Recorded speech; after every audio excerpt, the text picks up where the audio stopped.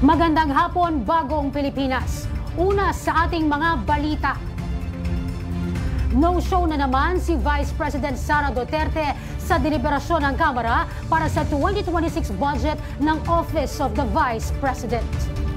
Dismayado ang ilang mambabatas at iginiit na kawalan ng respeto sa institusyon ang paulit-ulit na hindi pagdalo ng bise. Hindi rin ikinatuwa ng ilang kongresista ang paglalatag ng vice-presidente ng mga kondisyon bago anya siya humarap sa Kamara. Si Earl Tobias, una sa balita, live. Earl?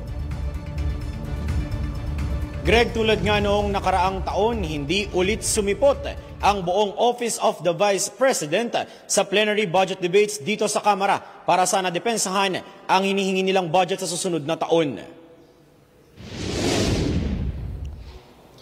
Greg, sa isang sulat na ipinadala ng Vice Presidente, nagbigay ng dalawang kondisyon ng Vice bago siya personal na humarap sa pagbusisi ng budget ng kanyang opisina.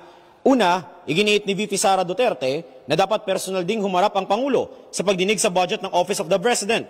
Pangalawa, bago anya magsimulang talakayin ng OVP budget, dapat ay ma-lift muna ng House Good Government Committee sa DOJ ang lookout bulletin sa mga tauhan ng OVP na naimbestigahan noon ng Kamara.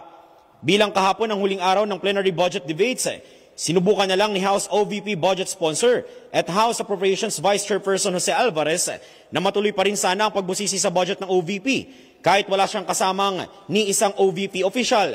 Pero hindi yan natuloy at sa halip ay nagpahayag ng pagkadismaya ang ilang mga kongresista. Buwelta nga ni ML Party List Representative Laila De Lima sa Vice Presidente.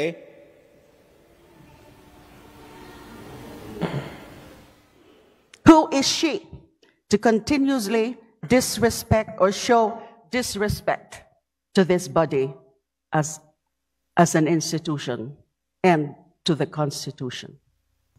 Enough is enough. Enough of her brattiness. So, I rise today to manifest my extreme displeasure about the behavior of our Vice President.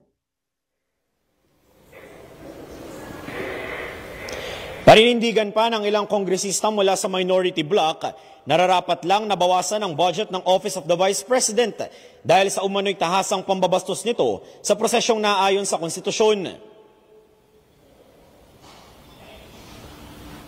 Ultimately, ang binabastos po ng Vice Presidente sa paglalagay pa ng mga kondisyon.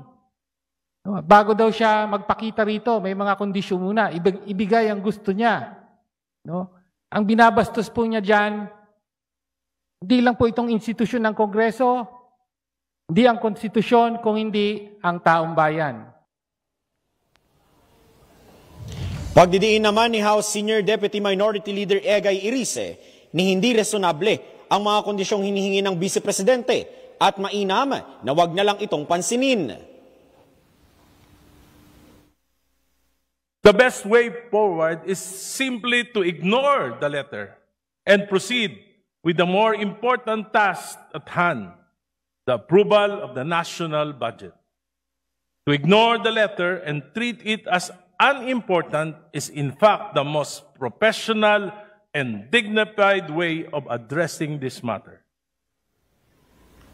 Greg, kanina lang naman ay nakausap din natin si House Deputy Majority Leader Zia Alonto Adyong na kung matatandaan ay ang huling OVP budget sponsor noong nakaraang taon.